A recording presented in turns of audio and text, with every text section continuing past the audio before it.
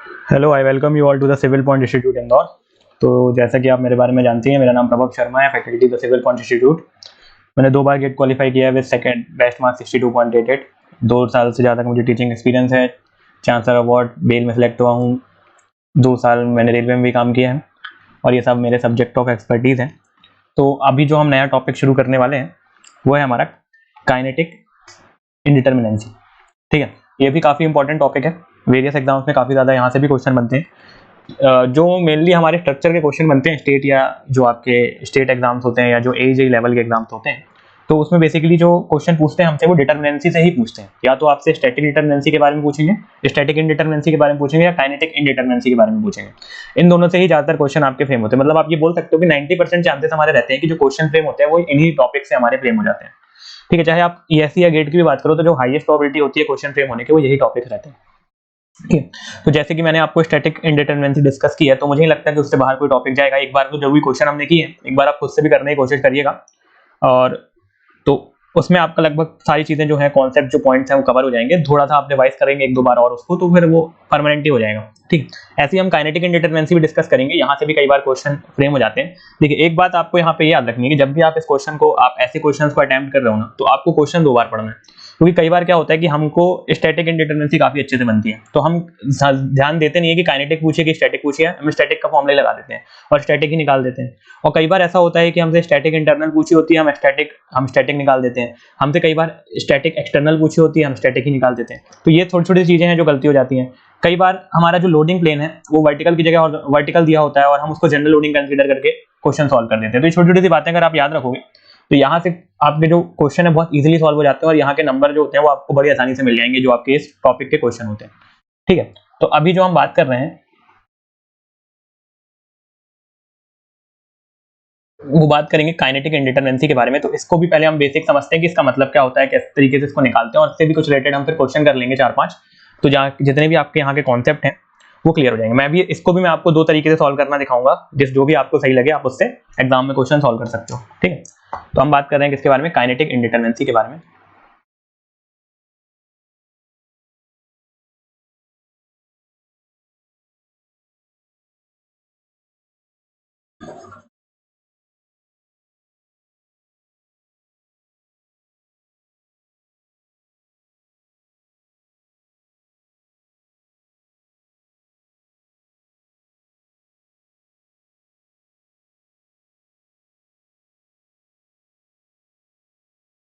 ठीक है, तो काइनेटिक इंडिटरमिनेंसी में क्या होता है कि जो हमारे जॉइंट्स होते हैं ना उनकी डिस्प्लेसमेंट को हम फाइंड करते हैं। काइनेटिक इंडिटरमिनेंसी का मतलब क्या होता है कि आपके जो number of unknown joint displacement हुए हैं, जैसे कोई आपका स्ट्रक्चर है तो उसमें कितने जॉइंट डिस्प्लेसमेंट हो सकते हैं, इसी को हम निकालते हैं with the help of kinetic indeterminacy. देखिए, इसको अपन कैसे समझ सकते हैं कि ये आपका कोई फ्रेम मेंबर है। ठीक है, ये फ्रेम मेंबर है आपका। तो आप मुझे बताइए कि ये जो जॉइंट कौन कौन से कहलाएंगे, इसके जॉइंट डिस्प्लेसमेंट कौन कौन से कहलाएंगे। तो ये जो है ये इसके जॉइंट डिस्प्लेसमेंट कहलाएंगे। यहाँ ये दोनों जॉइंट है और ये जॉइंट है, पर यहाँ तो फिक्स है, तो यहाँ तो कोई डिस्प्लेसमेंट हो नहीं सकता क्योंकि जो फिक्स सपोर्ट होता है उसमें तीनों तरफ से अपन को रिएक्शन आ रही होती है ना। तो यहाँ पे कोई भी डिस्प्लेसमेंट नहीं हो सकता, तो यहाँ तो नहीं होगा। तो बचे क्या हमारे डिस्प्लेसमेंट होने की जगह, सिर्फ 2 जगह बची, या तो यहाँ से डिस्प्लेसमेंट हो सकता है या तो यहाँ डिस्प्लेसमेंट हो सकता है। ठीक है, तो कितनी पॉसिबिलिटीज बनती हैं डिस्प्लेसमेंट की, अगर हम 2D की बात कर रहे हैं मुझे। ठीक है, ये मैं बात करूंगा आपसे 2D की। अगर 3D की बात करूंगा थोड़ी सी अलग होगी। तो या तो ये एक्स डायरेक्शन में मूव कर सकता है, ये जो जॉइंट है अगर आपकी ऐसी डायरेक्शन है तो या तो ये एक्स डायरेक्शन में जा सकता है या तो ये वाई डायरेक्शन में जा सकता है। ठीक है, या तो एक्स डायरेक्शन में जा सकता है या तो जब इसके ऊपर लोड आएगा, यहाँ पे लोड आया तो ये मूव करेगा ना, या तो इस तरफ मूव कर जाएगा या इस तरफ मूव कर जाएगा या ऊपर की तरफ मूव कर सकता है। मतलब या तो एक्स डायरेक्शन में जा सकता है या तो वाई डायरेक्शन में जा सकता है। ठीक है, तो इसका जो डिस्प्लेसमेंट हो सकता है या तो डेल्टा एक्स हो सकता है या तो डेल्टा वाई हो सकता है, और या ये रोटेट कर सकता है किसके अबाउट, एक्स और वाई के अबाउट ये रोटेट कर सकता है। ये 2D की बात कर रहे हैं ना, 2D 2 ही प्लेन है, तो एक्स और वाई के अबाउट क्या कर सकता है, ये रोटेट कर सकता है। ठीक है, तो इसका रोटेशन हो सकता है। तो 3 चीजें पॉसिबल है, थीटा एक्स वाई, 3 चीजें पॉसिबल है, या तो एक्स डायरेक्शन में मूव कर सकता है या तो वाई में मूव कर सकता है या थीटा एक्स वाई रोटेट हो सकता है। ठीक है, ये आपका एक जॉइंट की बात हो गई, ये वाला जॉइंट जो है ये वाली की बात हो गई। अगर मैं इस वाले जॉइंट की बात करूं तो इसमें भी सेम है, इसमें भी सेम है कि या तो ये एक्स डायरेक्शन में जा सकता है या तो वाई डायरेक्शन में जा सकता है या थीटा एक्स वाई डायरेक्शन में जा सकता है ना, इसमें भी सेम है। तो इन जॉइंट्स की जो डिस्प्लेसमेंट है वो 3 जगहों पे पॉसिबल है, एक्स वाई और थीटा। ना, तीन जगह पे या तो रोटेट हो सकता है एक जगह से, या डिस्प्लेस हो सकता है दो जगहों पे, तो तीन जगह इसकी जो रोटेशन है वो पॉसिबल है, ठीक है। तो अगर हम बात करें तो डीके यहां से हमको क्या निकल कर आ रहा है, ये तो आपको समझ में आ गया कि डीके का मतलब है कि आपका वो पर्टिकुलर जॉइंट कितनी जगह वो डिस्प्लेस हो पा रहा है। तो यहां से अगर मैं डीके को डिफाइन करूं, इसको हम दिखाते किससे, डीके से, ठीक है। ये जो है इसको हम दिखाते हैं डीके से।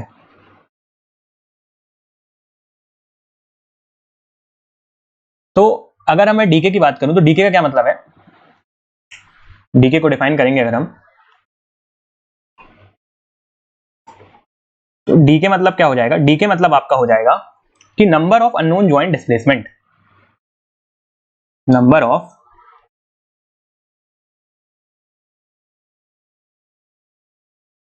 Unknown joint displacement.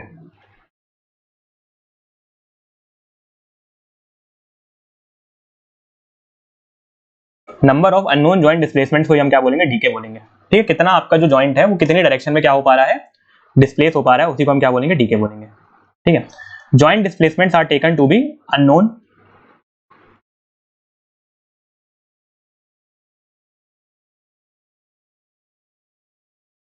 Joint displacements are taken to be unknown. हमें पता नहीं होता कि जॉइंट में कौन सी डिस्प्लेसमेंट होंगी, तो हम इसको क्या लेके चलते हैं, अननोन लेके चलते हैं, ठीक है, टू बी अननोन। और and load displacement equation are written and by using equilibrium equation number forces are found, ठीक है। क्या लिखते हैं हम यहाँ पे, लोड डिस्प्लेसमेंट इक्वेशन लिखते हैं, and load displacement equation are written. और इनकी मदद से हम जो हमारी अननोन फोर्सेस है उनको हम क्या करते हैं, कैलकुलेट करते हैं, ठीक है। And by using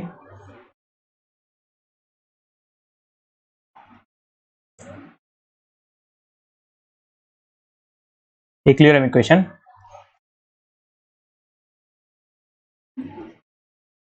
member forces are found,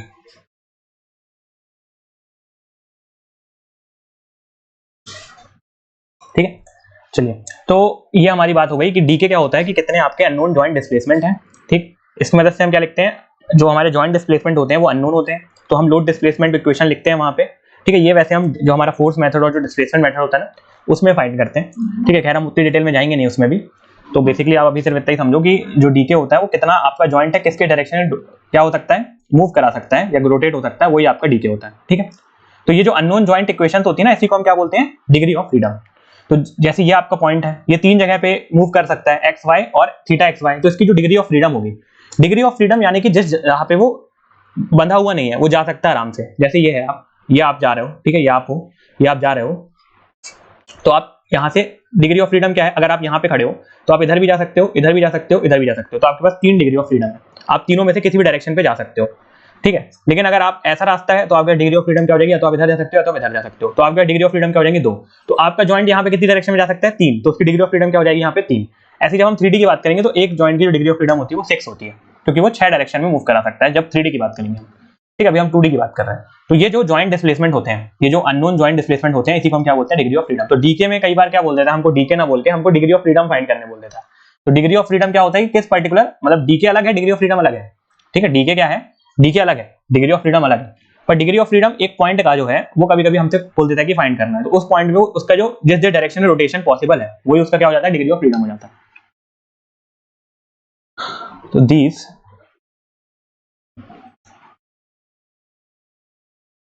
unknown joint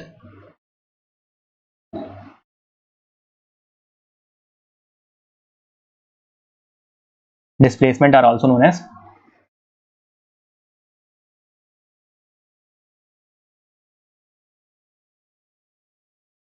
degree of freedom,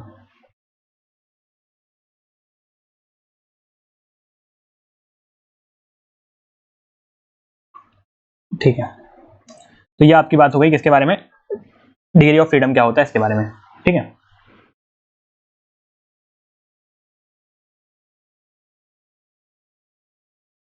ठीक है, तो अगर हमको इस एनालिसिस को पूरा करना होता है, जो भी हम एनालिसिस करते हैं उसको अगर हमको पूरा करना होता है तो हमें अननोन जॉइंट डिस्प्लेसमेंट फाइंड करनी पड़ती है, ठीक है। To proceed with the analysis अगर हमको एनालिसिस के साथ क्या करना है, प्रोसीड करना है, तो हमको जो अननोन जॉइंट डिस्प्लेसमेंट है वो क्या करनी पड़ती है, फाइंड करनी पड़ती है। We need to find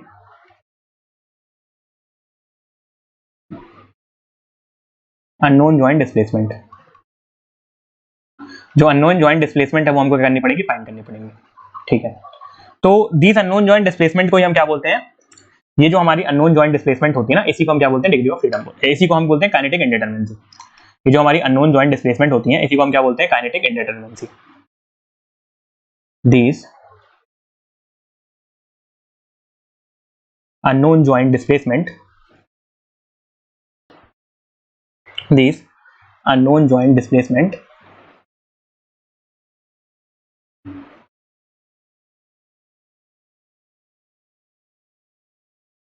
are called as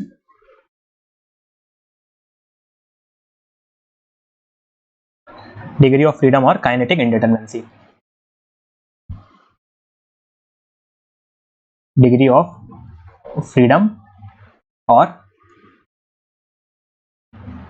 kinetic indeterminacy, मतलब कि आपके ये जो अननोन जॉइंट, ये आपका जॉइंट है ना, ये 3 डायरेक्शन में मूव कर सकता है, तो ये आपकी डिग्री ऑफ फ्रीडम हो गई। और सारे जॉइंट्स की जब आप ये डिग्री ऑफ फ्रीडम को प्लस कर दोगे तो वही क्या हो जाती है, आपकी काइनेटिक इंडिटरमिनेंसी हो जाती है। ठीक है, ये आपकी क्या हो जाती है, काइनेटिक इंडिटरमिनेंसी हो जाती है। तो एक तो मैं आपको 2 तरीके बताऊंगा इसको फाइंड करने के। एक तरीका मैंने आपको बता दिया है ना, और हम डिस्कस करेंगे, और एक आपको मैं फॉर्मुला ही बताता हूँ। ठीक है, कुछ लोग होते हैं जिनको फॉर्मुला पसंद है ना, ज्यादा दिमाग नहीं लगाना चाहते, तो उनके लिए formula dk equals to 3j minus R. J आपके जॉइंट है और आर आपकी रिएक्शन है। ठीक है, अगर आपको ज्यादा दिमाग नहीं लगाना है, सीधे आपको डीके निकालना है, तो कैसे निकाल सकते हो, 3j माइनस आर। अभी हिंज की बात नहीं कर रहा हूँ, हिंज की बात भी करूंगा। ठीक है, अभी आप सिर्फ इतना याद रखो, DK equals to 3j minus R. ठीक है, ज्यादा अपन को दिमाग जब नहीं लगाना है तो आप ऐसे सीधे भी निकाल सकते हो। ठीक है, लेकिन अगर आपको ऐसा है कि मुझे मतलब फॉर्मूले से नहीं निकालना है, मुझे समझना है, तो उस तरीके से भी हम देखेंगे। ठीक है, तो पहले हम देखते हैं कि कितने तरीके के हमारे जॉइंट हो सकते हैं। एक 2D में देखते हैं, एक 3D में देखते हैं ना, टाइप्स ऑफ जॉइंट देखते हैं पहले हम।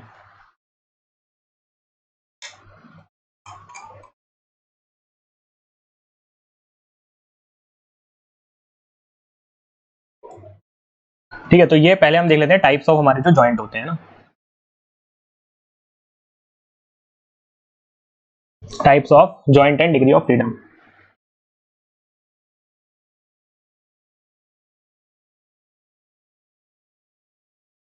ठीक है, कितने आपके टाइप से जॉइंट बनते हैं और कितनी उनकी डिग्री ऑफ फ्रीडम होती है, इनके बारे में हम बात करेंगे। ठीक है, तो पहले हम देखते हैं फ्रेम के बारे में, फिर हम देखेंगे ट्रस के बारे में। जैसे मान लीजिए अगर आपका ये फ्रेम है, 2D में बात करते हैं, फिर 3D में करेंगे। ये आपका फिक्स है ना, तो फिक्स में तो 0 0 हो जाएगा। यहाँ पे क्या आपको बताया मैंने, डेल एक्स, डेल वाई और थीटा एक्स वाई, तो यहाँ पे 3 है। यहाँ पे del X dash, del Y dash और थीटा एक्स वाई डैश, तो यहाँ पे भी कितने हैं, 3 है। तो दोनों जगह आपके कितने कितने हैं, 3 3 है। ये डिग्री ऑफ फ्रीडम कितनी है, दोनों जगह 3 3 है, तो ये आपका 2D हो गया। अगर मैं 3D की बात करूं तो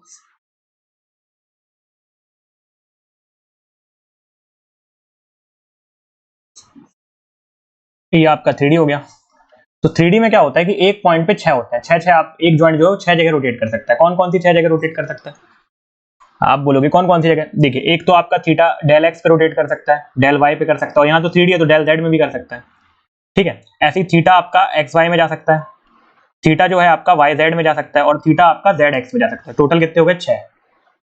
तो यहाँ पे 6 हर जगह ऐसे क्या कर सकता है, 6 आपका जो जॉइंट है 6 जगह क्या हो सकता है, डिस्प्लेस कर सकता है। ठीक है, तो ये आपकी बात हो गई फ्रेम के बारे में।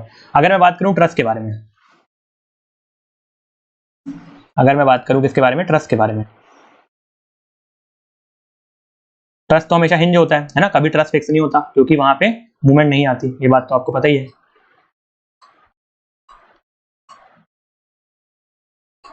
ठीक है, ये तो आपका ट्रस हो गया। ठीक, अब इसमें जो रोटेशन होगा वो 2 ही जगह हो सकता है, डेल एक्स और डेल वाई। अब आप बोलोगे थीटा क्यों नहीं, क्योंकि जो ट्रस होता है वो पिन जॉइंटेड होता है और वो मूवमेंट को रजिस्ट नहीं करता। अगर वो मूवमेंट को रजिस्ट नहीं करेगा तो वहां रिएक्शन मूवमेंट वाला नहीं आएगा, और अगर मूवमेंट वाला रिएक्शन नहीं आ रहा है तो फिर थीटा एक्स वाई की तो बात ही नहीं होती, हो ही नहीं सकती। तो यहाँ पे क्या आएगा, सिर्फ डेल एक्स और डेल वाई आएगा। तो यहाँ पे जो ट्रस है वहां पे कितने डिग्री ऑफ फ्रीडम हमारे, 2 है। फ्रेम में कितने थे, 3 थे, क्योंकि यहाँ पे मूवमेंट को रजिस्ट कर रहे थे ना, क्योंकि मूवमेंट यहाँ पे जनरेट हो रहा था, तो वहां पे रोटेशन आ रहा था। पर यहाँ पे तो मूवमेंट होते हैं, क्योंकि अगर हम ट्रस की बात करें तो ट्रस में हमारा ये असम्पशन होता है बेसिक, कि जो all the members are pin jointed. अभी मैं आपको ट्रस में थोड़ा सा ब्रीफ दे दूंगा ताकि छोटी छोटी जो चीजें हैं वो कवर हो जाए। तो सारे मेंबर्स क्या हमारे पिन जॉइंटेड हैं, ठीक है। इसमें क्या होता है, सिर्फ और सिर्फ only linear displacement is possible, linear displacement is possible.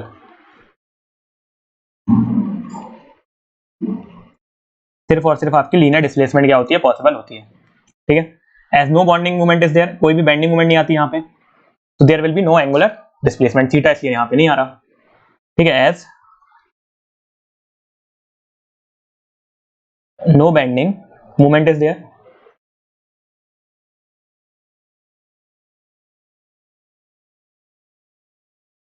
There will be no angular displacement.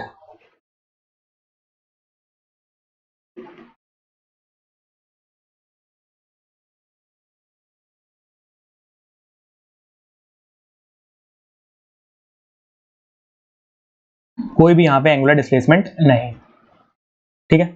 Similarly अगर आपका 3D टच है तो उसमें सिर्फ 3 पॉसिबल हो जाते हैं, यहाँ पे 2 पॉसिबल थे, है ना। अगर आपका जो है 3D टच है, सिमिलरली इन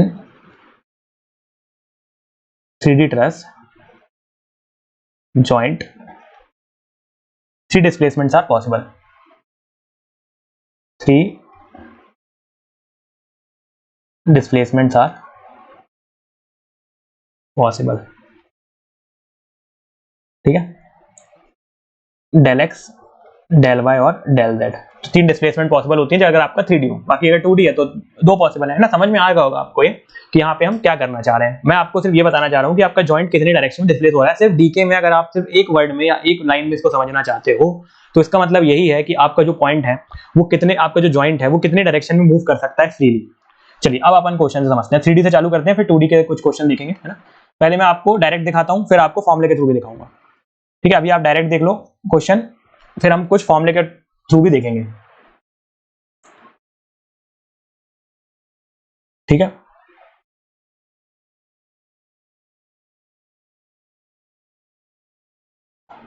तो पहले हम, या तो आप चाहो तो दोनों अपन साथ में करते चलते हैं, फॉर्मूला भी देखते चलते हैं।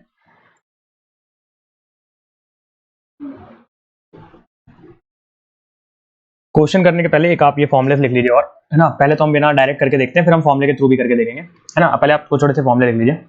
जैसे आपके टाइप्स ऑफ जॉइंट के हिसाब से मैं बता देता हूँ आपको किसमें कैसा आपका फॉर्मुला लगेगा, ठीक है। चाहे आपका ट्रस हो, वैसे आप डायरेक्ट भी है, मैं तो आपको डायरेक्ट ही दिखा रहा हूँ पहले, ठीक है। लेकिन अगर मान लो आप दोनों मेथड हमको बताना चाहिए ताकि आपको क्रॉस चेक करना हो कि आपने सही किया है कि नहीं किया है, तो भी आप कर सकते हो, ठीक है। टाइप ऑफ जॉइंट में आपको बता रहा हूँ और उसमें क्या फॉर्मुला लगेगा डीके का वो भी बता दे रहा हूँ, ठीक है। और फिर हिंज वाला केस भी हम अलग से डिस्कस करेंगे।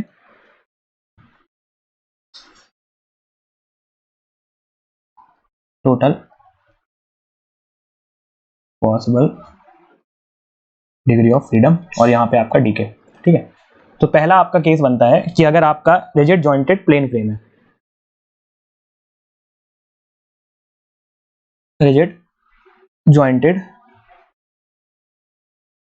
प्लेन फ्रेम है, ठीक है। तो यहाँ पे आपका जो डेल एक्स आता था, डेल वाई आता है और थीटा आता है, यानी डी के आपका कितना आता है, 3 आता है, ठीक है। सॉरी, आपका डिग्री ऑफ फ्रीडम 3 आता है, लेकिन आपका जो यहाँ पे फॉर्मूला होता है वो क्या हो जाता है, 3j minus R, 3j minus R, ठीक है। और अगर आपका जो पॉइंट है, मतलब जो फ्रेम है वो कैसा है, 3D में है, ठीक है। रिजिड जॉइंटेड आपका जो स्पेस फ्रेम है यानी 3D में, स्पेस फ्रेम यानी क्या है, 3D में,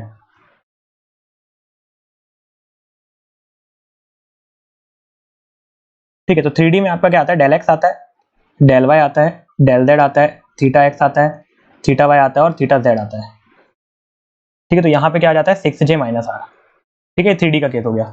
जो अभी मैं आपको यहाँ पे बताया था ना, यहाँ पे जो आपका डीके होता है ना, ये होता है 3j माइनस आर, यहाँ पे जो आपका डीके होता है वो होता है 6j माइनस आर, यहाँ पे जो आपका डीके होता है वो 2j माइनस आर होता है, क्योंकि यहाँ पे जो रिएक्शन आती है वो 2 आती हैं। मतलब यहाँ पे जो डिस्प्लेसमेंट पॉसिबल है जॉइंट के, वो 2 जगह पे डिस्प्लेसमेंट पॉसिबल है, 2j माइनस आर, 3 जगह पॉसिबल होते हैं 3j, और वहां पे 6 पॉसिबल है तो 6j, है ना। तो पिन जॉइंटेड प्लेन स्ट्रक्चर अगर है आपका, ये आप लिख लो ट्रस, है ना। पिन जॉइंटेड का क्या मतलब है, ट्रस 2D में, और आपका ट्रस 3D में, ठीक है। ट्रस 2D में, ट्रस 3D में। अगर 2D में है तो डेल एक्स और डेल वाई, 3D में है तो डेल एक्स, डेल वाई और डेल जेड, ठीक है। 2j माइनस आर और 3j माइनस आर, तो ये मैंने आपको सारे बता दिए। ये आपका normal 2D structure 3j minus R, 3D structure 6j minus R, truss में 2j माइनस आर और ट्रस में आपका 3D में 3j माइनस आर। 2D में 2, देखिए यहाँ पे मैंने ये पॉइंट आपके लिखे भी हैं। सिमिलरली जो आपका ट्रस होता है उसमें क्या होता है, 3D में 3 आते हैं, तो यहाँ पे इसलिए 3 आ गया, है ना। जो आपका ये वाला 2D होता है उसमें सिर्फ 2 ही आते हैं, डेल एक्स और डेल वाई, तो यहाँ पे 2 आया। इसके बाद यहाँ पे 6 आते हैं, तो यहाँ पे मैंने आपको 6 लिख के बताया, और यहाँ पे 3 आते हैं तो यहाँ पे 3 बताया। तो सामने जितने भी आते हैं जॉइंट के सामने उतना चिपका दो आप, 3j 6j 2j 3j, ठीक है। अब अपन तैयार है क्वेश्चन करने के लिए, ठीक है। अभी मैं आपको डायरेक्ट बताता हूँ और साथ ही साथ फिर मैं आपको फॉर्मूले से भी करके दिखाता हूँ। दोनों मेथड से हम देखते हैं और फिर आपको जो इजी लगे आप वैसा कर सकते हो, ठीक है। चलिए,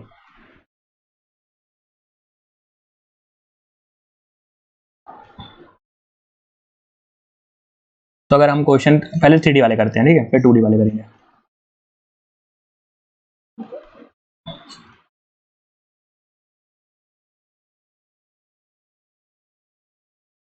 चलिए, तो यहाँ पे आपका जो स्ट्रक्चर है 0 0, ठीक है। सॉरी, सामने आपका जो है वो मैं कर देता हूँ इजी, बहुत इजी कर रहे हैं अपन, तो थोड़ा टफ करते हैं। इसको मैं पिन ज्वाइन कर देता हूँ, ठीक है।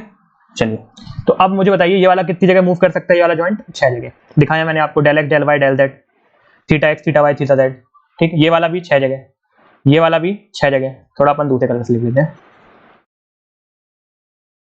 ठीक है। आसान है, थोड़ा आप समझने की कोशिश करना। ये आपका 6 जगह मूव कर सकते हैं क्योंकि 3D है, ये भी 6 जगह क्योंकि 3D है। 2D होता तो 3 3 करते हैं हम वहां पे, ठीक है। ये 6 जगह कर सकते हैं क्योंकि 3D है। अब ये वाला जॉइंट जो आप बताओ कितनी जगह मूव कर सकता है।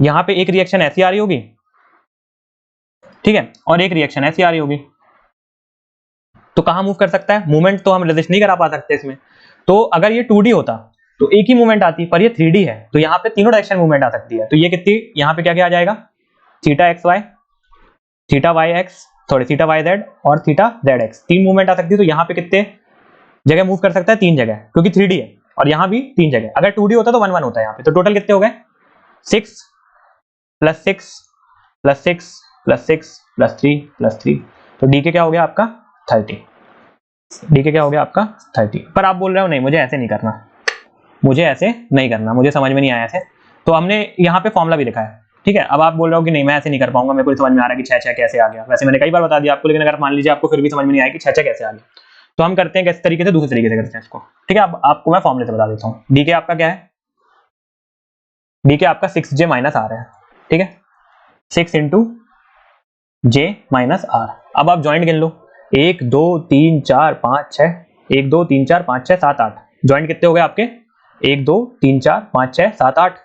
तो डी के क्या हो जाएगा आपका 6 इंटू 8, ठीक है, कितना हो गया 48, ठीक है, कितना हो गया 48। अब रिएक्शन कितनी आएंगी, रिएक्शन कितनी आएंगी, आपको मैंने शुरुआत में बताया था कितनी कितनी रिएक्शन आती है हमारे 3D में। यहां सामने सामने कितनी आएंगी, 3 और 3, 3 रिएक्शन यहां आएंगी, सॉरी यहां पे कितनी आएंगी, 4 रिएक्शन आएंगी। पहले ही लेक्चर में मैंने आपको ये चीज बताई थी कि आपका जो 3D होता है अगर हिंज होता है तो उसमें कितनी रिएक्शन आती है, हिंज में 3 रिएक्शन आती है, Fx Fy और Fz पे। तो 3 3 6, और उनमें कितनी आती है 6 6 आती है। यहाँ पे कितनी कितनी रिएक्शन आएंगी, यहाँ पे 6 रिएक्शन आएंगी, यहाँ पे 6 रिएक्शन आएंगी, यहाँ पे 3 आएंगी, यहाँ पे 3D है क्योंकि, तो कितनी टोटल रिएक्शन आ रही है 6 6 12 और 6 18, तो 18। तो आप 48 में से अगर 18 माइनस कर दोगे तो कितना आ जाएगा 30 आ जाएगा। तो आप ऐसे निकाल लो, आपको दोनों में से जो मेथड अच्छी लगे आप वैसे निकाल लो, ठीक है। कोई आपको वो नहीं है कि आपको यही वाली करना है या यही वाली करना है, बस समझ में आना चाहिए कि कैसे क्या चीज आई है। यहाँ पे 6 6 क्यों लिख रहा हूं मैं, क्योंकि ये 6 6 डायरेक्शन में मूव कर सकते हैं, तो सीधे सीधे मैंने कर सकता हूँ देख के। मुझे नहीं समझ में आया सीधे सीधे कैसे करूँ, तो मैंने क्या कर लिया फॉर्मुला लगा दिया 6j माइनस आर, क्योंकि 3D में है, 3D में है ना, तो 6j माइनस आर मैंने फॉर्मुला लगा दिया। जे क्या है, जॉइंट है, जे क्या है, जे आपका जॉइंट्स है, आर आपका रिएक्शन है, तो इसको आपने सॉल्व कर लिया, ठीक है।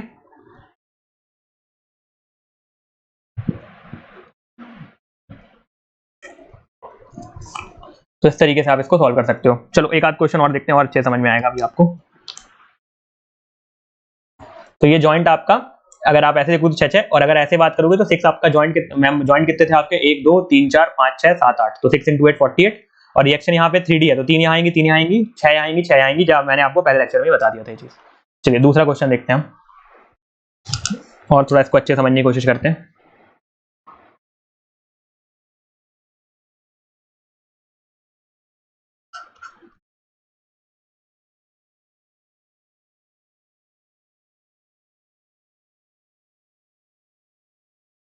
ये आपका यहाँ फिक्स है, यहाँ पे आपका हिंज है, और ये आपका फिक्स है, ठीक है। ये आपका इस तरीके का स्ट्रक्चर है। चलिए, तो आप मुझे बताइए, ये 2D है ना, 2D है स्ट्रक्चर आपका, 2D है, 3D नहीं है, दिख भी रहा है आपको 2D है। तो ये वाला जॉइंट कितनी जगह मूव कर सकता है, 3 जगह, ये वाला 3 जगह, ये वाला 3 जगह, ये वाला 3 जगह, ये वाला 3 जगह, ये वाला 3 जगह, ये वाला कहीं नहीं फिक्स है, ये वाला कहीं नहीं फिक्स है, ये वाला एक जगह सिर्फ मूवमेंट आ सकता है यहाँ, क्योंकि 2D है, 3D होता तो 3 जगह मूव कर सकता, 2D है तो 1 जगह कर पाएगा, ठीक है। अब ये वाला जॉइंट भी क्या मूव कर पाएगा, ये वाला जो मेंबर ये मूव कर पाएगा, बिल्कुल कर पाएगा, यहाँ भी जा सकता है, यहाँ भी जा सकता है, यहाँ भी जा सकता है, कहीं भी जा सकता है, ये भी तीनों डायरेक्शन में मूव कर सकता है, ये भी मूवमेंट भी आ सकता है, तो यहाँ भी कितना आएगा, 3 आ जाएगा। सबको प्लस कर दो, 3 6 9 12 15 18 21 प्लस 22, डी के क्या हो जाएगा आपका 22, डी के कितना हो जाएगा आपका 22। अब आपके लिए होमवर्क है कि आप इसको 3j माइनस आर से सॉल्व करना, ठीक है। जॉइंट कितने हैं आपको दिख ही रहे हैं, 1 2 3 4 5 6 7 8 9, 3 × 9 माइनस आपकी रिएक्शन, ठीक है। तो कितना आएगा ये, चलिए मैं ही सॉल्व कर देता हूं आपके लिए। अगर आप फॉर्मूले से निकालोगे,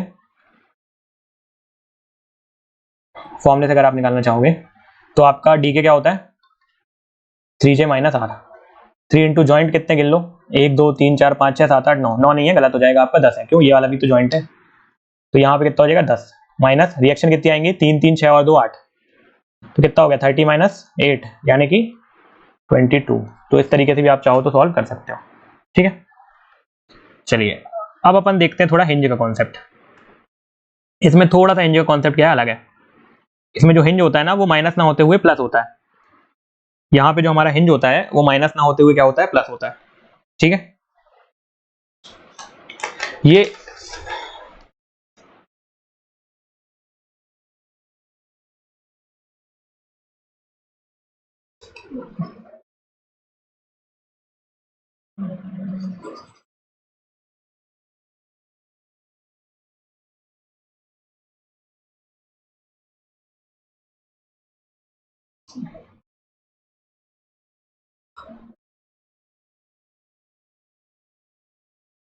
ठीक है, तो ये आपके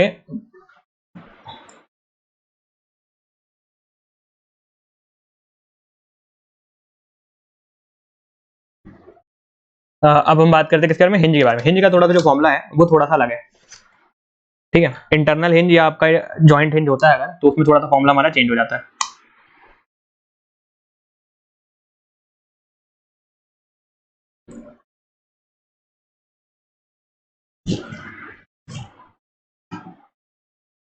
अगर आपका क्या आ रहा है, इंटरनल हिंज आ रहा है अगर,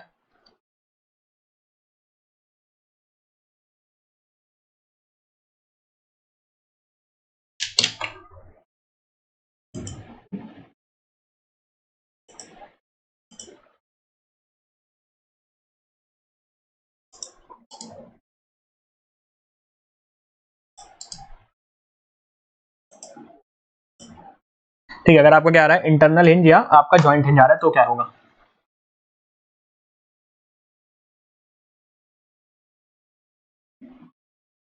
इंटरनल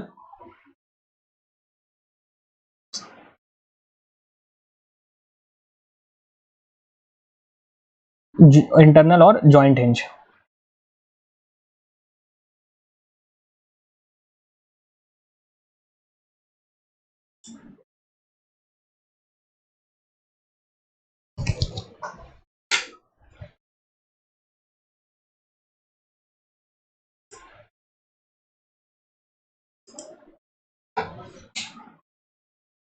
इंटरनल हिंज और joint hinge,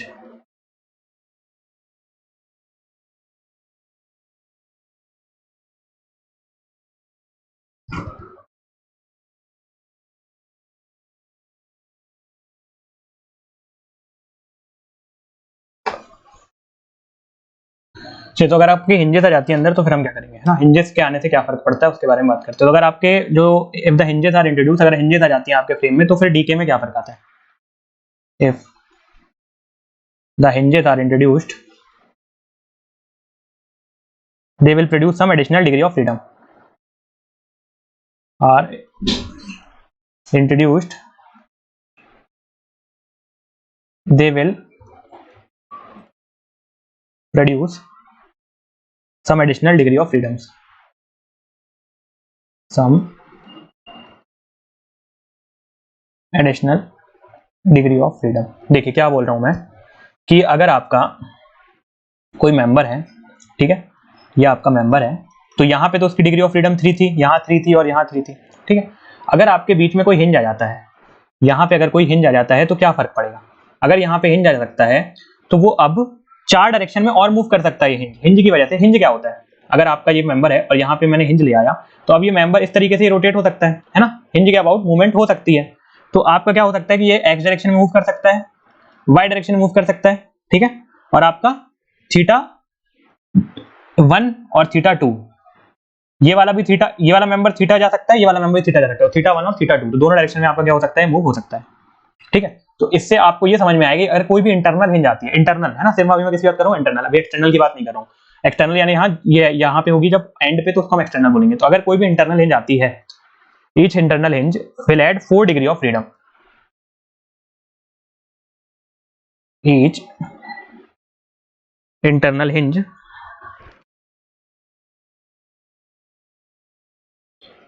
will add 4 degree of freedom. देखिए आप इसको डायरेक्ट कर सकते हो 4 लिख के, या फिर मैं आपको फॉर्मूला ही बता दूंगा, ठीक है। दोनों तरीके से मैं आपको बता रहा हूँ, कोई ना एक तो आपको याद रहेगा ही रहेगा, ठीक है। तो each internal hinge will add 4 degree of freedom, ठीक है। तो कौन कौन सी है वो डिग्री ऑफ फ्रीडम, यही लिख लेते हैं, थीटा 1, थीटा 2, डेल एक्स और डेल वाई। ये 4 डिग्री ऑफ फ्रीडम अगर आपकी आ जाती हैं तो आपका एक हिंज जो है वो 4 डिग्री ऑफ फ्रीडम क्या कर सकता है, ऐड कर सकता है, ठीक है।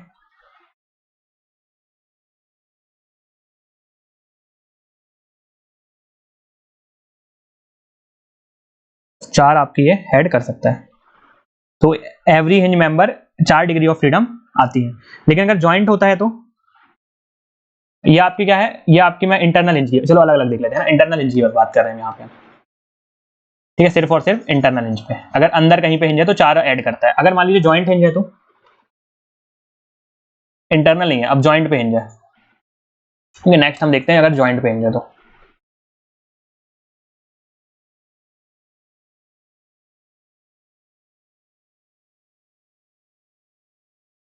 ठीक है, तो अगर ज्वाइंट हिंज है तो मतलब क्या हुआ इसका,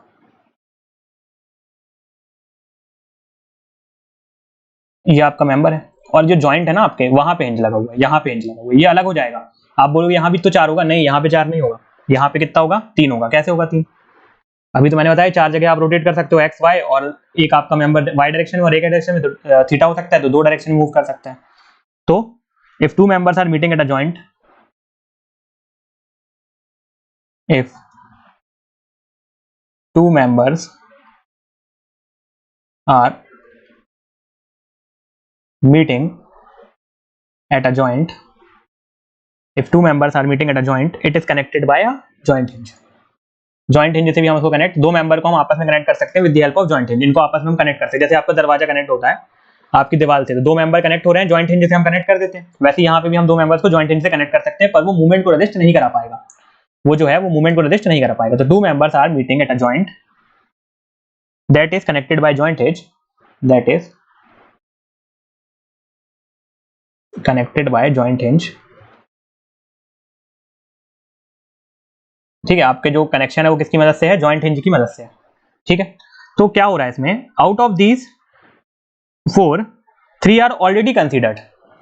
यहाँ पे 4 तो होंगे, आप बिल्कुल सही समझ रहे हो कि यहाँ पे 4 होंगे, डेल एक्स होगा, डेल वाई होगा, थीटा 1 होगा, थीटा 2 होगा, 4 तो होंगे। लेकिन इन 4 में से ये 3 तो हमने कंसीडर कर लिए ना, कहाँ कंसीडर कर लिए, ये यहाँ पे हमने 3 कंसीडर कर लिए ना, जब हम यहाँ पे बात कर रहे थे कि 3 तो हमने पहले जॉइंट में कंसीडर कर लिया, 3 तो हमने, बचा कितना, एक, तो एक एक्स्ट्रा कंसीडर कर लेंगे बस। तो यहाँ पे कितना कंसीडर होगा, सिर्फ और सिर्फ एक एक्स्ट्रा कंसीडर होगा, ठीक है। कितना कंसीडर होगा, सिर्फ और सिर्फ एक एक्स्ट्रा कंसीडर होगा। आउट ऑफ दीज फोर, चार आते थे वहां पे, ठीक है, ये चार आएंगे। आउट ऑफ ये दीज फोर कौन कौन से, del X, del Y, theta 1 और थीटा 2, ये इस डायरेक्शन में मूव कर सकता है आपका हिंज, है ना। इनमें से हमने जो 3 है, 3 आर ऑलरेडी कंसीडर्ड। जब हमने जॉइंट के बारे में बात की थी ऊपर, डिग्री ऑफ फ्रीडम निकाली थी जॉइंट की, हिंज की तो हम अभी बात कर रहे हैं, उसके बारे में डिग्री ऑफ फ्रीडम जॉइंट की निकाले, 3 तो हम पहले कंसीडर कर लिए थे, तो 3 are already considered, in 3j minus R. 3j minus R में हमने 3 पहले कंसीडर कर लिया, and additional 1 degree of freedom is provided, hence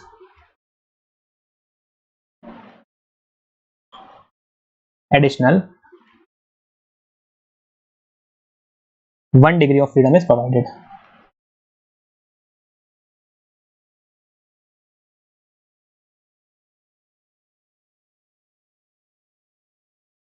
ठीक है, सिर्फ एक और हम ऐड करेंगे, ठीक, which is accounted for the formula. तो इसको हम किस तरीके से, इसका फॉर्मूला आता है हमारा डीके का, हिंज का, डीके का यहाँ पे जो फॉर्मूला आता है हिंज का, अभी तक हम माइनस कर रहे थे, पर यहाँ पे हम प्लस करेंगे। क्यों प्लस करेंगे, क्योंकि एक एडिशनल हमको मिल गई ना डिग्री ऑफ फ्रीडम, तो यहाँ पे हम प्लस करते हैं, मतलब जो भी हमको हिंज होता है उसकी वजह से एडिशनल मिल जाती है, तो हम यहाँ पे प्लस करते हैं। 3j माइनस आर तो हमको पता है पहले से था, ठीक है। अब यहाँ पे क्या होता है, प्लस हो जाता है, summation of m dash minus 1, अभी तक क्या हो रहा था, माइनस हो रहा था, अब यहाँ पे बस क्या होता है, प्लस होता है। तो ये बात भी आपको याद रखनी है कि यहाँ पे क्या करना है, हमको प्लस करना है। इसके पहले हम क्या कर रहे थे, माइनस कर रहे थे, अब हमको क्या करना है, प्लस करना है, ठीक है। चलिए अपन अब एक बार इसको सॉल्व करते हैं, क्वेश्चन के थ्रू ज्यादा अच्छे समझ में आता है, ठीक है। पहले हम क्वेश्चन के थ्रू इसको सॉल्व करने की कोशिश करते हैं, दोनों मेथड से कर लेते हैं, दोनों फॉर्मूले से भी कर लो आप, और दूसरा तरीका जो मैंने आपको बताया डायरेक्ट वाला, वो भी कर लो, है ना। दोनों से करो ताकि समझ में आ जाए कि समझ में आया है कि नहीं आया, ठीक है। पहले हम करते हैं अपना नॉर्मल तरीका, ठीक है, पहले हम करते हैं नॉर्मल तरीका, फिर हम करेंगे कौन सा तरीका, फॉर्मूला वाला तरीका, ठीक है। दोनों तरीके से करके देख लेते हैं, समझ में आ ही जाएगा, ठीक। नॉर्मल तरीके की बात करें तो यहाँ पे आंख बंद करके 3 लिख दो, यहाँ पे आंख बंद करके 3 लिख दो, यहाँ पे 0 0 0 लिख दो, क्योंकि यहाँ पे कोई भी रिस्ट्रेन नहीं आ रहा, हमको नहीं भी चाहिए, मतलब कोई भी हमारा डिग्री ऑफ फ्रीडम नहीं है यहाँ पे, तीनों तरफ से फिक्स है। अब बात आती है यहाँ पे, तो यहाँ पे देखिए क्या हो सकता है, जो आपका जॉइंट है वहां पे डेल एक्स और डेल वाई तो आएगा ही आएगा, है ना, डेल एक्स और डेल वाई तो आ सकता है, फिर ये वाला थीटा मूव कर सकता है, ये वाला थीटा मूव कर सकता है, ये वाला, तो 3 जगह पॉइंट जो आपका है वो 3 जगह मूव कर सकता है, ये वाला थीटा मूव कर सकता है, ये वाला थीटा, ये वाला थीटा, टोटल कितने हो जाएंगे यहाँ पे 5, ठीक है। जो आपका हिंज है वो 5 जगह मूव करा सकता है, तो आपका डी के कितना हो गया, 3 6 और 5 11, डी के कितना हो गया 11। चलिए अब हम देखते हैं फॉर्मूले से, फॉर्मूला क्या है हमारा डी के का, 3j minus R plus summation of m dash minus 1, summation of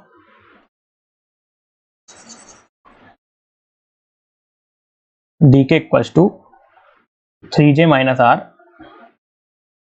plus summation of m dash minus 1,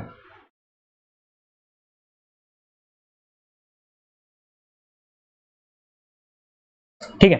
तो देखो जॉइंट कितने हैं यहाँ पे, 1 2 3 4 5 6, कितने जॉइंट है 6, तो 3 इंटू 6, माइनस रिएक्शन कितनी आ रही है यहाँ पे 9, तो माइनस 9 प्लस, अब यहाँ पे m डैश कितना है आपके, मेंबर कितने जोड़ रहा है, 1 2 3, 3 में से माइनस कर दो 1, तो प्लस 2, कितना हो जाएगा 6 3 18, 18 और माइनस 9 9, 9 2 11, तो यहाँ से भी आपका डी के कितना आ गया 11। कोई भी फॉर्मूले से कर लो जो आपको समझ में आ रहा हो, ये अगर आपको समझ में आ रहा हो तो इससे कर लो, ये वाला समझ में आ रहा है तो इससे कर लो, जो भी आपको समझ में आ रहा है उससे कर लो, कोई दिक्कत नहीं है, ठीक है, कोई दिक्कत नहीं है, जिस भी फॉर्मूले से आप करना चाहो आप कर सकते हो।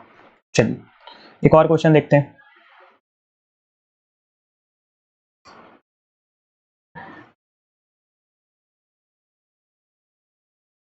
अब हमने एक आध ट्रस्ट का क्वेश्चन कर लेते हैं, है ना, ट्रस्ट का हमने एक भी क्वेश्चन नहीं किया, ट्रस्ट का कर लेते हैं।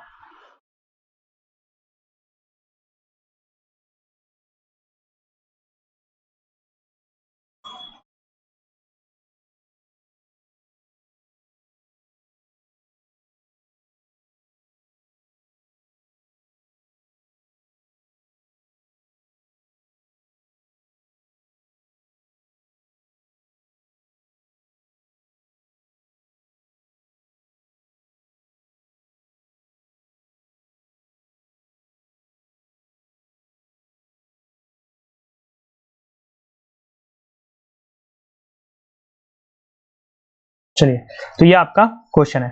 तो यहाँ पे अगर हिंज है, यहाँ पे हिंज है, तो ट्रस में यहाँ पे तो मूवमेंट आते ही नहीं है ना। तो यहाँ पे वैसे तो 1 1 हमारे आते थे, रिएक्शन कितनी आती थी यहाँ पे 1 1 आती थी जब हम इसके पहले हम क्वेश्चन कर रहे थे। तो यहाँ पे हमने 1 लिया था, सॉरी यहाँ पे 3 लिया था क्योंकि 3 आता है, यहाँ पे हमने 1 लिया था।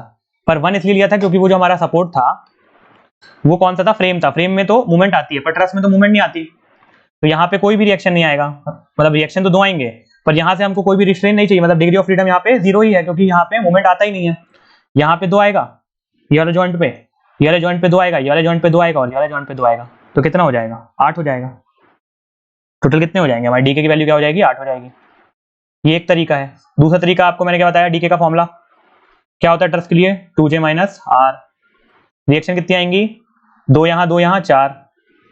जॉइंट कितने हैं, 1 2 3 4 5 6, कितने हैं 6, ठीक है। 6 इंटू 2 यानी कि 12, 12 माइनस 4 यानी कि 8। तो यहाँ से भी डीके कितना आ रहा है, 8। दोनों फॉर्मूले से बता दिया मैंने आपको, जो आपको पसंद हो वैसे कर लो, ठीक है, जो आपको पसंद हो। थोड़ा सा मुझे लग रहा है आपको कंफ्यूजन होगा तो मैं थोड़ा सा यहाँ पे और लिख देता हूँ चीजें, है ना। ये तो ठीक है, यहाँ मैं जॉइंट लिख देता हूँ आपको, जॉइंट कितने हैं, क्योंकि अगर आप बाद में पढ़ो तो आपको कंफ्यूजन ना हो। जॉइंट आपके 10 हैं और रिएक्शन आपके 8 है, ठीक है। यहाँ पे जॉइंट वैसे आपको समझ में आ रहा होगा, जॉइंट आपके कितने हैं, 8 हैं और रिएक्शन आपके 18 है, 3D है क्योंकि, है ना। तो इस तरीके से आप याद रखना, थोड़ा सा कोशिश करना इसको समझने की, आसानी है वैसे तो, ठीक है। एक लास्ट क्वेश्चन करते हैं हम इसका, फिर इसको खत्म करते हैं, ठीक है। बहुत हो गया हमारा ये, अब मुझे लगता है कि आपको समझ में भी आ गई होंगी सारी चीजें, ठीक है। और थोड़ी सी फ्री बॉडी क्या होती है, कॉन्ग्रुएंट फोर्सेस क्या होती है, वो सब चीजें मैं थोड़ा आपको और बता देता हूँ। इस लेक्चर को हम करेंगे खत्म, ठीक है। एक आपको और क्वेश्चन दे देते हैं लास्ट, ठीक है। मेनली ये हम समझ सकते थे क्वेश्चन के फॉर्म में, इसलिए मैंने आपको जितने क्वेश्चन पॉसिबल हो सकते थे सारे करा दिए।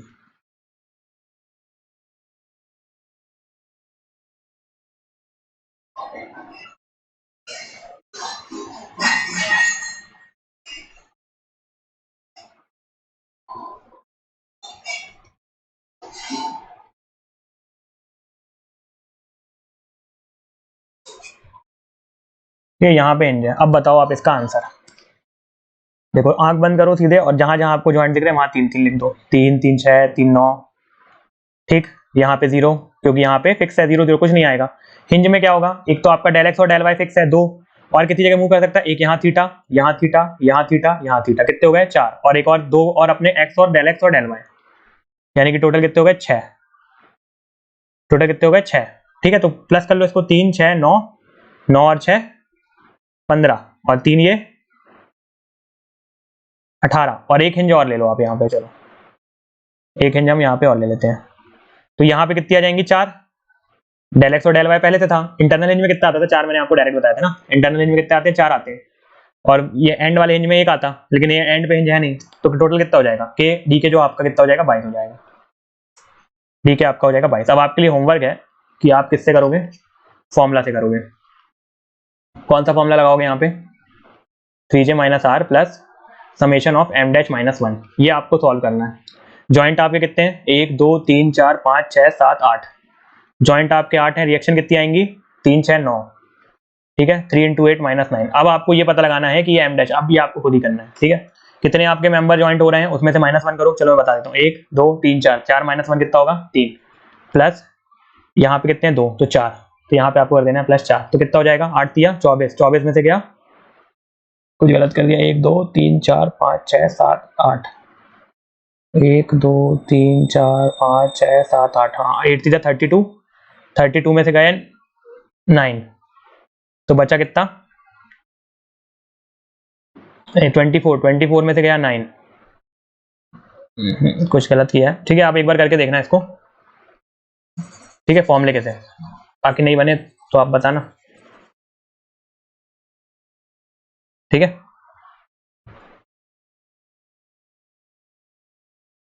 ठीक है, तो ये आपका होमवर्क है, फॉर्मूले से आपको करना है, ठीक है।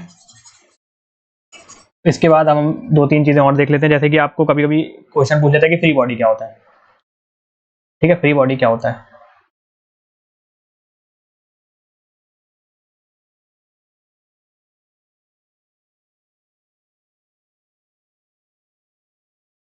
तो फ्री बॉडी क्या होता है आपका? Isolated joint with all forces internal और एक्सटर्नल एक्टिंग ऑन इट। आप जितनी भी आइसोलेटेड जॉइंट किसी को अगर आप पूरा खोल के रख दो कि क्या क्या उसमें फोर्सेज आ रही है, उसको हम क्या बोलते हैं? Free body. तो ये क्या होता है? आइसोलेटेड जॉइंट होता है, isolated joint with all forces internal और external acting on it, with all forces internal और एक्सटर्नल एक्टिंग ऑन इट। जो भी आपकी फोर्सेज है इंटरनल और एक्सटर्नल क्या कर रहे होंगे? इसमें एक्ट कर रहे होंगे। ठीक है। फिर आपसे कभी कभी पूछता है कॉन्ग्रेंट फोर्सेज क्या होती हैं, तो वो भी देख लो आप।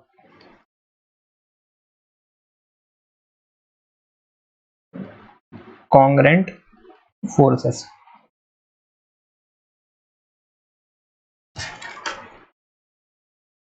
कॉन्ग्रेंट फोर्सेस से होती फोर्सेस होती हैं जो सब आके एक जगह पे मिल रही हैं। कुछ इस तरीके की फोर्सेस होती हैं कॉन्ग्रेंट फोर्सेस। सारी फोर्सेस जो हैं वो एक ही पॉइंट पर आकर जब मिल रही होती हैं तो उसको हम क्या बोलते हैं? कॉन्ग्रेंट फोर्सेस बोलते हैं। ठीक है। कॉन्ग्रेंट फोर्सेस अगर हो रही है तो आपका जो स्ट्रक्चर होता है वो अनस्टेबल हो जाता है। ठीक है। तो ये सारी बातें हैं छोटी छोटी सी। इसके बाद हम चालू करेंगे हमारा फोर्स मेथड ऑफ एनालिसिस और डिस्प्लेसमेंट मेथड ऑफ एनालिसिस। और फिर दो टॉपिक हमारे बचेंगे, एक तो बचेगा ट्रस और एक बचेगा आर्चेस। ठीक है। एक हमारा ट्रस और एक आर्चेस बचेगा, तो उसको भी हम कवर करेंगे। ठीक है। ज़्यादा लंबा नहीं देखेंगे, तो मतलब एक एक लेक्चर में सबको खत्म करने की कोशिश करेंगे। ठीक है। तो एक बार हम रिवाइज कर लेते हैं क्या क्या चीज़ें हमने देखी हैं, क्या क्या चीज़ें हमको और याद रखनी है। तो अगर मैं बात करूं, आज जो हमने चालू किया था, हमने चालू किया हमारा काइनेटिक इंडिटरमिनेंसी। सिंपल साफ शब्दों में अगर बताऊं काइनेटिक इंडिटरमिनेंसी का मतलब, तो आपका जो जॉइंट है वो कितने डायरेक्शन में क्या कर सकता है? मूव कर सकता है। यही आपकी क्या होती है? काइनेटिक इंडिटरमिनेंसी होती है। कितने डायरेक्शन में आपका जो जॉइंट है वो मूव कर सकता है। इसको हम डिग्री ऑफ फ्रीडम भी बोलते हैं। तो 2D में तो तीन तीन डायरेक्शन में। ठीक है। तो डी के क्या होता है आपका? Number of unknown joint displacement. कितने डिस्प्लेसमेंट आपका जॉइंट हो सकता है कहां कहां, बस यही बात है। चाहे आप फॉर्मूले से कर लो, चाहे आप डायरेक्ट कर लो। ठीक है। तो ये जो आपकी अननोन जॉइंट डिस्प्लेसमेंट होती है इसको हम डिग्री ऑफ फ्रीडम भी बोल देते हैं। और काइनेटिक इंडिटरमिनेंसी, ये क्वेश्चन बन जाता है कि काइनेटिक इंडिटरमिनेंसी का दूसरा नाम क्या है, तो उसका नाम क्या हो जाता है? Degree of freedom. ठीक है। डी के क्या हो जाता है? ये फॉर्मुला हो गया, मैंने आपको डायरेक्ट भी बताया और ये फॉर्मुला भी बताया। ठीक है। फिर हमने टाइप्स ऑफ जॉइंट देखे कि कौन कौन से हमारे टाइप्स ऑफ जॉइंट हो सकते हैं। ठीक है। और ये यहाँ पे कितने आते हैं? 3 3, यहाँ पे 6 6, और जहाँ फिक्स है तो वहाँ 0 0 है ना। और अगर हिंज है तो चलिए एक चीज और दिखा देता हूँ मैं। यहाँ हमारी जगह बची है, यहाँ लिख लेते हैं हम। अगर आपका फिक्स है, सपोर्ट अगर आपका फिक्स है, ठीक है, दूसरा आपका क्या है? हिंज है, और तीसरा आपका अगर रोलर है। 3 सपोर्ट होते हैं हमारे। ठीक है। फिक्स, हिंज और रोलर, यही 3 आते हैं। तो जो आपके डिग्री ऑफ फ्रीडम बता रहा हूँ क्या होगा? ठीक है। अगर आपका रोलर है तो यहाँ पे मैं बता रहा हूँ डिग्री ऑफ फ्रीडम। तो इसकी डिग्री ऑफ फ्रीडम क्या होगी? जो आपका फिक्स सपोर्ट है तो डिग्री ऑफ फ्रीडम होगी 0, इसकी डिग्री ऑफ फ्रीडम होगी 1, और इसकी डिग्री ऑफ फ्रीडम होगी 2। तो ये आप डायरेक्ट यहाँ पे लग सकते हो ना। यहाँ पे जैसे यहाँ पे 0 0 थी, यहाँ पे कितनी थी? 1, तो सबको प्लस करना है। ये डिग्री ऑफ फ्रीडम या तो डायरेक्ट प्लस कर दो एक मेथड अपने पास, या आप फॉर्मुला लगा दो। ठीक है। 2 मेथड है हमारे पास, या तो आप degree of freedom direct plus कर दो या आप फॉर्मुला लगा दो। ठीक है। तो ये मैंने आपको बताया था। ठीक है। तो यहाँ पे आपके 3 3 आते हैं, ये 3, यहाँ भी 3, और अगर 3D होता है तो 6 आते हैं। ठीक है। ये आपका मैंने फॉर्मुला बताया था आपको। उसके बाद ओनली ये आपका ये वाला जब ट्रस होता है तो ये फॉर्मुला हो जाता है ट्रस के केस में। ठीक है। यहाँ मैंने आपको लिख भी दिया है इसलिए कि ट्रस में क्या फॉर्मुला होगा। फॉर्मुला भी चाहो तो याद रख सकते हो, चाहो तो डायरेक्ट भी कर सकते हो ना। मैं बार बार आपको बता रहा हूँ कि चाहो तो दोनों तरीके से आप कर सकते हो। ये दोनों आपके ट्रस हैं और ये दोनों आपके क्या हैं? ये आपके फ्रेम के लिए होता है। ठीक है।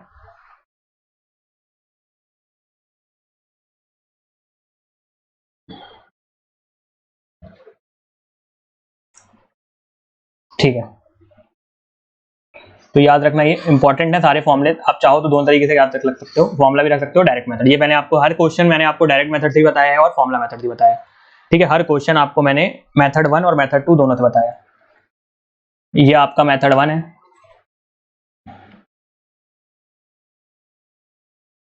मेथड 1, ये आपका मेथड 2 है। ठीक है। ऐसे मैंने हर क्वेश्चन आपको बताया। ये आपका मेथड 1 है, ये आपका मेथड 2 है। ठीक। इसके बाद हिंज की बात की, जब इंटरनल हिंज आता है तो 4, इंटरनल हिंज आते हैं तो 4 आती हैं आपकी डिग्री ऑफ फ्रीडम, और अगर आपका जॉइंट हिंज आता है तो 1 डिग्री ऑफ फ्रीडम आती है, क्योंकि 3 हम पहले कंसीडर कर चुके होते हैं जब हम जॉइंट को कंसीडर कर रहे होते हैं। तो सिंपल है, ये जाते हैं आपको बस। ईच इंटरनल हिंज जो होती है वो 4 डिग्री ऑफ फ्रीडम को ऐड करती है, ठीक है। और अगर आपकी कोई भी जॉइंट हिंज होती है तो only 1 degree of freedom join करती है। बस आपका ये फॉर्मूला है, चाहो तो ये याद रख लो, चाहे डायरेक्ट कर लो। यहां भी मैंने आपको 2 मेथड बताए थे, इसलिए ये आपका मेथड 1 है, ये आपका मेथड 2 है, ठीक है। तो इस तरीके से आप इसको कर सकते हो, डीके वगैरह आप निकाल सकते हो। ये मैंने आपको इसलिए बता दिया, ये मैंने आपको होमवर्क दिया है ना, ये आपका होमवर्क है, आपको फॉर्मूले से निकाल के बताना है, ठीक है। बाकी कुछ कुछ छोटी छोटी चीजें और देखी थी हमने, फ्री और कांग्रुएंट बॉडी क्या होता है, ये सब आपको पता ही होगा, पढ़ाई होगा आपने मैकेनिक्स वगैरह में। चलिए, तो अब हम इसके लेक्चर लेते रखते हैं, नेक्स्ट लेक्चर से हम नई यूनिट शुरू करेंगे, ठीक है। बहुत इंपॉर्टेंट यूनिट थी हमारी और वो अब खत्म हो गई है। Thank you. काफी सारे क्वेश्चन यहाँ से आते हैं ना, इसको थोड़ा सा आप अच्छे से ध्यान देके पढ़ लेना, एक आध क्वेश्चन आपका पक्का हो जाएगा यहाँ से, ठीक है। थैंक यू, फिर अगले लेक्चर में मिलते हैं। Have a great day.